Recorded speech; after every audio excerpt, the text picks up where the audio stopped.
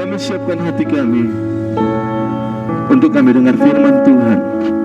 Buat kasih setia Tuhan dalam perjalanan hidup kami rasakan dan sudah kami alami. Rancangan Tuhan begitu jauh dengan rancangan kami, sejauh langit dan bumi, sedalam lautan samudera.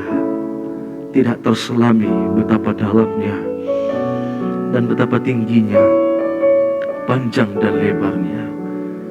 Sesuatu hal tidak akan membuat kami kecewa untuk kami mengikut Tuhan. Tapi sesuatu hal yang mungkin tidak cocok bagi kami, mulut kami bisa bersyukur kepada Tuhan atas kasih setia Tuhan yang begitu selalu ada di tengah-tengah kami. Terima kasih Bapa di dalam surga. Kami siapkan hati dengar firman Tuhan. Di dalam nama Tuhan Yesus Kristus kami sudah berdoa. Yang percaya siap dengan firman Tuhan bersama kita katakan amin. Silakan duduk kembali. Puji Tuhan. Selamat siang.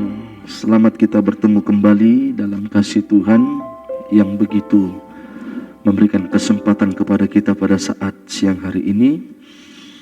Seperti apa yang sudah kita nyanyikan kepada Tuhan, itu bukan hanya nyanyian sebatas kata-kata yang keluar dari mulut kita untuk kita ucapkan. Begitu enak dan begitu indahnya dan begitu senangnya kita menyanyikan pujian itu.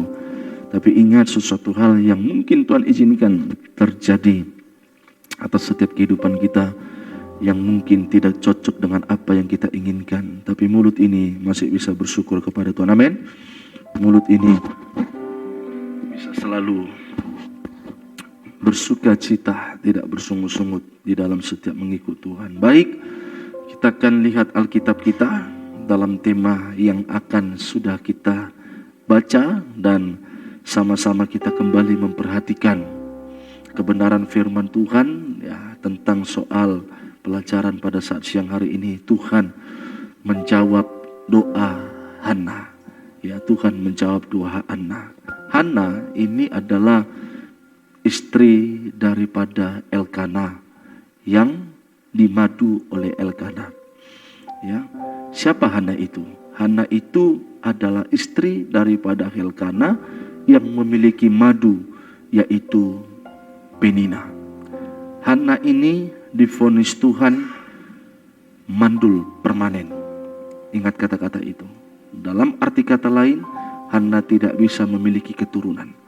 Seorang wanita, kebahagiaannya, sukacitanya, kalau dia bisa melahirkan atau memberikan keturunan kepada suaminya. Tapi Hana ini sudah divonis bahwasannya dia mandul. Dalam arti kata lain, tidak memiliki keturunan, dan dalam arti kata lain, pintu rahim Hana sudah ditutup oleh Tuhan. Ya, dan itu sangat menyakiti hati daripada Hana, sebab Penina madu anak dan keturunan. Kita baca dalam 1 Samuel pasal yang pertama ayat yang kelima. Mari kita lihat ya, sampai pada ayat yang ke-6 kita akan perhatikan. Pasal yang pertama ayat yang kelima sampai pada ayat yang ke-6. 3, 2, ya. Meskipun ia mengasihi Hana, ia memberikan kepada Hana hanya satu bagian, sebab Tuhan telah menutup kandungannya. Siapa yang menutup kandungannya? Bukan dokter, bukan vonis daripada manusia, tetapi yang menutup pintu rahim kandungan dari Hana itu adalah Tuhan sendiri. Berarti putuslah harapan Hana untuk memiliki, melahirkan, memberikan seorang keturunan kepada Elkana. Sudah tertutup. Adakah hari-hari ini pintu yang tertutup yang kau alami? Mungkin sudah tidak bisa lagi berjalan. Mungkin pintu itu sudah tidak bisa terbuka. Mungkin pintu itu sudah tidak bisa kau lalui. Tetapi kita akan belajar siang ini. Vonis ini bukan dijatuhi oleh manusia. Engkau tidak usah putus pengharapan kalau vonis dari manusia. Engkau tidak usah putus pengharapan kalau vonis dari dokter. Tetapi kita akan belajar daripada Hana. Walaupun dia sudah ditutup pintu kandungannya, bukan hanya itu. Dia disakiti oleh penina madunya. Dia dimadu. Kita lihat ayat ke-7. Mari kita lihat sama-sama. Ya, silakan. 1, 2, 3 ya. Ayat 6. Ayat 6. 1, 2, 3 ya.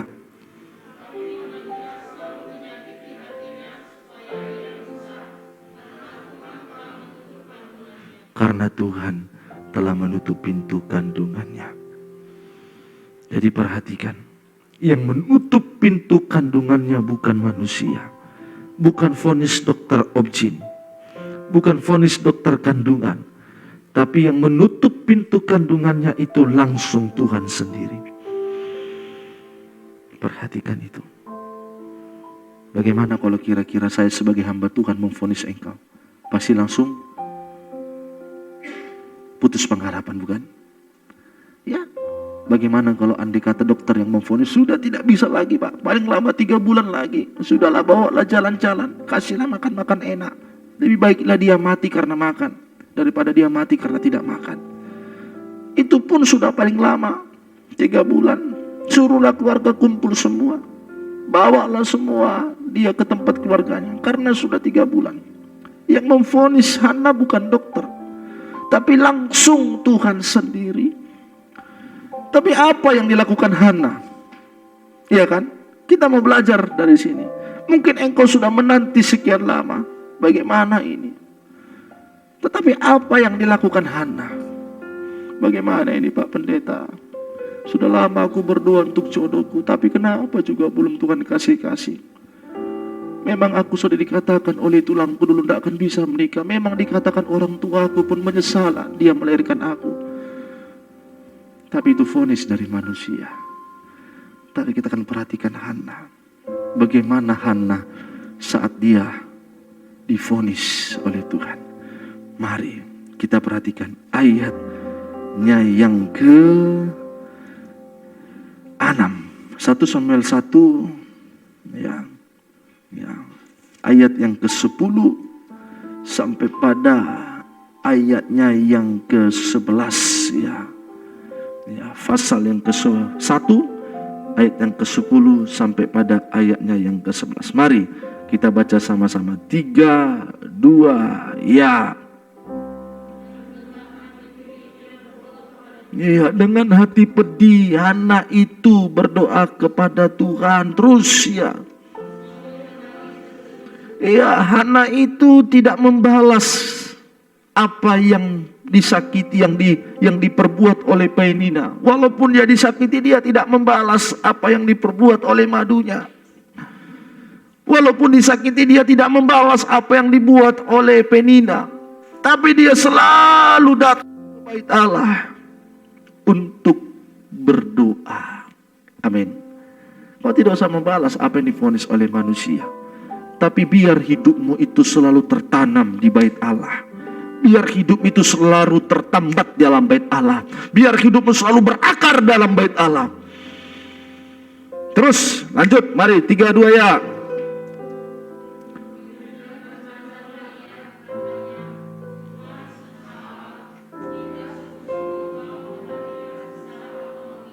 Ya.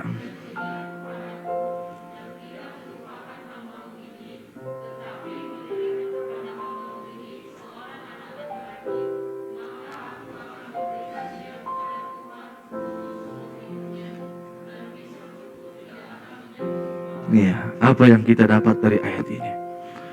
Sekalipun Hana divonis oleh Tuhan, yang pertama yang dilakukan oleh Hana tidak melakukan pembalasan kepada hinaan-hinaan dari Penina yang selalu menyakiti hatinya. Tapi perhatikan yang pertama, Hana itu selalu datang berdoa di kaki Tuhan sambil menangis. Amin. Amin. Lebih baiklah umat Tuhan, saat pintu tertutup tidak bisa ada lagi jalan yang kau dapat untuk engkau keluar. Mari engkau datang di bawah kaki Tuhan, menangis kepada Tuhan, berada dalam bait Allah, sebab disitulah ada pertolongan Tuhan. Ya, nangis kepada Tuhan, jangan nangis kepada manusia. Itu yang pertama. Yang kedua, mari kita lihat ayat yang ke-11 ya.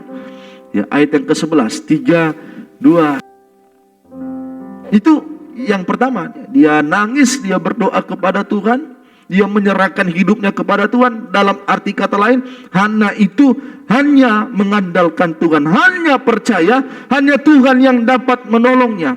Dia bukan mengandalkan kekuatan manusia, sebab dia tahu kekuatan manusia itu adalah sebuah kesia-siaan.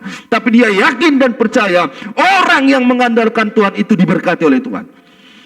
Ayat mengatakan terkutuklah orang yang mengandalkan manusia. Dia yakin itu. Sangat engkau andalkan. Apalagi umat Tuhan yang mau kita andalkan gak ada. Itu lebih enak untuk kita mengandalkan Tuhan. Yang mau kita andalkan gak ada. Sudah gak ada yang mau kita andalkan. Mari kita datang kepada Tuhan. Kita hanya mengandalkan Tuhan. Amin. Andalkan Tuhan. Itu yang pertama. Kita lihat. 3, 2, 1, 2, 3, kita 3, 2 ya.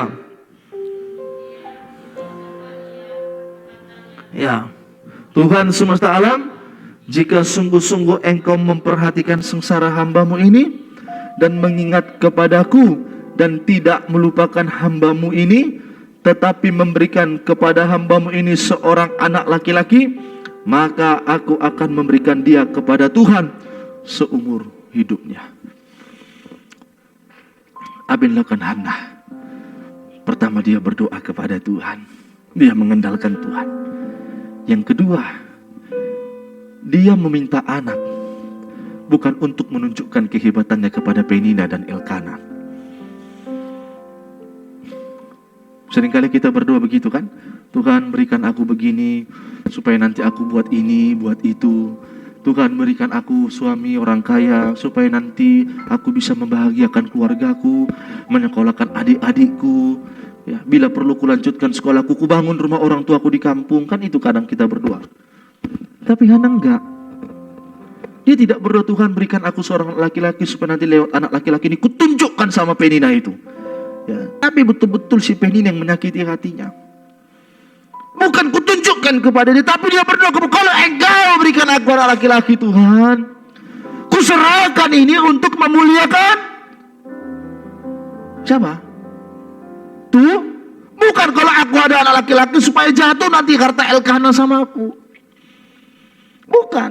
Tapi kalau engkau berikan aku anak laki-laki, kalau engkau memberikan aku calon suami Tuhan, kupergunakan semua apa yang Tuhan berikan untuk kemuliaan Tuhan. Kenapa Tuhan belum menjawab doa kita? Karena setiap doa kita itu sentralnya hanya untuk kebutuhan kita. Tuhan, kalau engkau berikan aku seorang suami, orang kaya, aku bangun nanti kampung, ku bikin nanti rumah mamaku di kampung bagus, ku bikin keramiknya cantik, ku ganti pintunya. Bukan itu. Tapi apa? Untuk memuliakan Tuhan. Ya kan? Kalau engkau berdoa untuk memuliakan Tuhan, yakinlah ada pertolongan Tuhan. Kenapa Tuhan tidak jawab doa kita? Karena seluruh permohonan kita itu sentralnya kepada kita.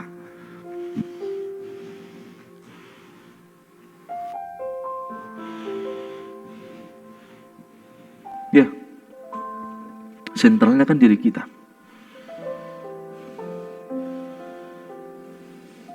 Tapi kalau sentralnya kepada Tuhan,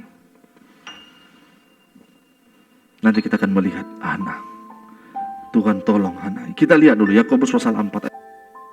Ya, Hana sudah berjanji dia bahwa dia mempunyai anak akan dipersembahkannya untuk kemuliaan nama Tuhan. Ya, mari Yakobus pasal 4 ayat yang ketiga kita baca. 3, 2, ya.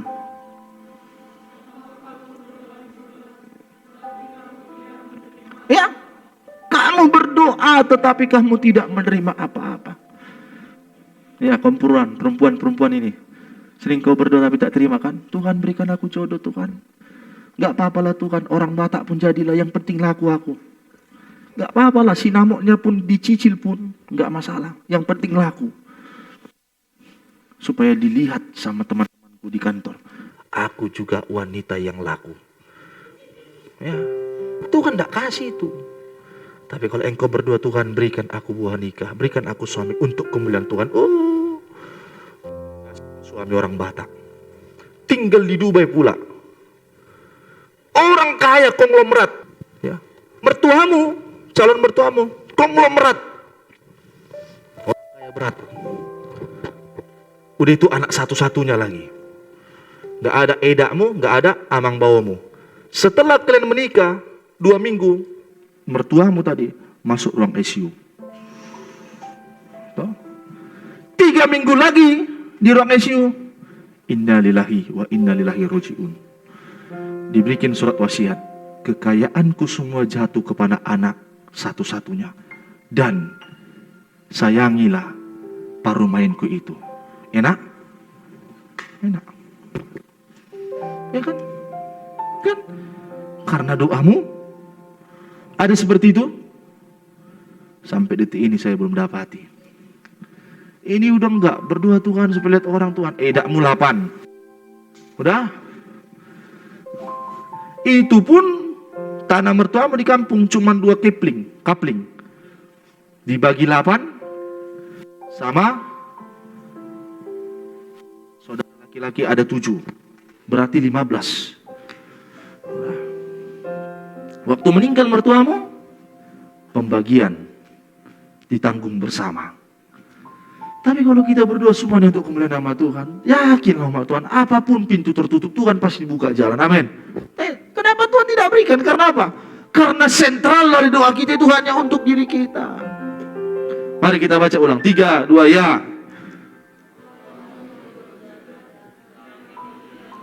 Ya. Ya.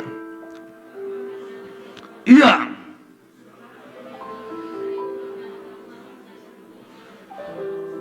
Iya kan? Sama dengan orang tua sama Tuhan. Kalau seorang anak meminta contohnya apa? Minta sepeda motor. Untuk apa itu? Untuk kupakai supaya aku bisa beribadah. Untuk apa itu? Untuk kupakai supaya aku bisa sekolah. Untuk kupakai supaya aku bisa kuliah. Perhatikan. Sekalipun orang tua tidak mempunyai uang, dia akan upayakan untuk memberikan. Tapi kalau ditanya, untuk apa itu? Supaya aku bisa pamer sama temanku. Supaya aku bisa tunjukkan. Supaya aku bisa balap-balapan. Adapun orang tua tidak akan berikan itu. Karena apa? Sentralnya hanya untuk kebutuhan kita. Tapi kalau sentralnya untuk Tuhan seperti Hana, Tuhan akan jawab semua seluruh doa kita. Amin. Tuhan akan jawab. Amin. Amin. Dimanapun Bapak Ibu Saudara berada, kalau doa kita sentralnya kepada Tuhan, Tuhan akan buka jalan. Ayo bagian terakhir kita lihat ayat yang ke-12 ya, yang ketiga. Ya, apa yang dilakukan Hana? Yang pertama apa yang dilakukan Hana? Dia mau duduk di kaki Tuhan. Dia berdoa kepada Tuhan, ya. Yang ketiga, ayat 24 sampai 25. Kita loncat 12, 13, 24, 25. Kita baca 1 Samuel 1 ayat 12, 13, nanti loncat ayat 24 sampai 25. Ya, terus menerus. Jadi berdoa itu terus menerus. Jangan satu kali langsung putus asa terus. 3, 2, terus lanjut. 13. Dan karena Hana berkata-kata dalam hatinya dan hanya bibirnya saja bergerak-gerak, tetapi suaranya tidak kedengaran, maka Eli menyangka perempuan itu saking numpuknya itu, saking sesaknya, tidak bisa lagi. Saudara pernah lihat perempuan kalau sudah berantem sama suaminya, atau seorang kaula muda masih pacaran, tidak bisa lagi ngomong, saking nyesaknya, ya kan? Saking tertekannya, nggak bisa lagi ngomong. Makanya dia katakan simpelnya apa? Semua itu di sini. Nggak bisa dia, nggak tahu lagi memulai dari mana, startnya dari mana dia nggak tahu. Karena sudah saking beratnya hati Hana itu. Ya. Sehingga dilihat oleh Imam Eli, kau berada dalam bait Allah, yang kau doakan apa? Hanya mulutmu aja komat kamit. Disangka Imam Eli dia mabuk. Ini apa ini orang ini? Saudara pernah tidak berdoa gitu kepada Tuhan? Sampai nyesaknya, tidak tahu lagi apa yang mau diceritakan kepada Tuhan. Kata vokalnya tidak jelas. Sehingga Imam Eli lewat, ini perempuan tidak jelas lagi. Ini mabuk, kurasa ini mabuk anggur ini. Ayat 14, apa dikatakannya? 3, 2 ya. Lalu kata Eli kepadanya, berapa lama lagi engkau berlaku sebagai orang mabuk? Lepaskanlah dirimu daripada mabukmu. 15. Tetapi Hana menjawab, bukan tuanku, aku seorang perempuan yang sangat bersusah hati. Anggur ataupun minuman yang memabukkan tidak kuminum, melainkan aku mencurahkan isi hatiku kepada Tuhan. Kan hebat kan? Dia tidak mabuk oleh karena anggur, tapi karena dia punya hati yang disakiti. Begitu dia mendengar dia sudah ditutup pintu rahim, dia curahkan kepada Tuhan. Kita lanjut ayat yang ke-24-25, ayat terakhir. 3, 2, ya.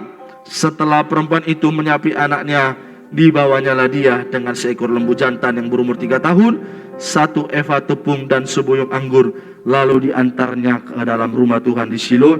Waktu itu masih kecil betul kanak-kanak. Kalau kita sudah berdoa kepada Tuhan, lihat ayat yang saya baca di pasal 1 ayat yang ke-6 dan 7. Tuhan sudah buka pintu rahim kandungan Hana, tapi karena dia sungguh-sungguh datang kepada Tuhan, doa yang sungguh-sungguh datang kepada Tuhan, doa yang benar kepada Tuhan, bisa sanggup membuka pintu-pintu yang tertutup. Hana, pintu rahimnya dibuka oleh Tuhan. Dan doa, mungkin engkau rasa sekarang ini pintu tertutup, tapi engkau datang kepada Tuhan dengan hati yang tertekan. Gak usah ceritakan isi hatimu kepada manusia, teman sekalipun. Dengan engkau berkata, ini rahasia ya, rahasia kita dua ini ya, rahasia. Loh, rahasia tapi dikasih tahu. Rahasia, jangan bilang sama si Wita, tahulah kau si Wita, ada aja jam istirahat sedikit dibocorkan itu nanti. Jangan ya, tolong ya, please. Ya, sekalipun terus dibikinnya kayak gini samamu. Hah? Nggak ada itu, nihil itu. Tapi mari datang kau kepada Tuhan, berseru, curahkan isi hatimu kepada Tuhan. Doa yang benar, doa yang dijawab oleh Tuhan, itu tadi syaratnya, saya sudah kasih tahu. Dan doa itu sanggup membuka pintu-pintu yang tertutup, sekalipun Tuhan yang sudah vonis. Kalau doanya benar, Tuhan pun sudah vonis. Doa yang benar merubah keputusan Tuhan. Jangankan keputusan manusia, Tuhan pun bisa merubah keputusannya kalau doa itu benar di hadapan Tuhan. Amin. Doa itu benar. Sarai mandul. Tapi begitu mereka datang kepada Tuhan, mereka sungguh-sungguh datang kepada Tuhan, dirubah keputusan Tuhan. Ditutup. Tapi dia datang dengan beban yang berat. Dia tidak membalas perbuatan penina, tidak membalas kelakuan pemina. Dia curahkan semua isi hati kepada Tuhan. Keputusan Tuhan bisa dirubah. Pengalaman yang harus kita alami. Semua pintu dibukakan oleh Tuhan. Terima kasih kepada Bapak Pendeta Rafael Siborian atas pelayanannya melalui firman pada siang hari ini. Kiranya saudara-saudari sahabat House of Grace semakin diberkati dimanapun saudara berada. Sebelum ibadah pada siang hari ini kita tutup, kami sedikit ada pengumuman bagi saudara-saudari sahabat kami dimanapun berada yang mengikuti acara ataupun ibadah community prayer ini. Jika rindu didoakan atau ingin didoakan atau mungkin punya kesaksian yang membangun kerohanian kita, maka saudara-saudari Bapak Ibu bisa mengakses sosial media kami di www.houseofgraceindonesia.org ataupun bisa melihat sosial media kami yang tertera di layar depan saudara. Demikian informasi yang kami sampaikan. Sampai jumpa. Shalom. Tuhan Yesus memberkati.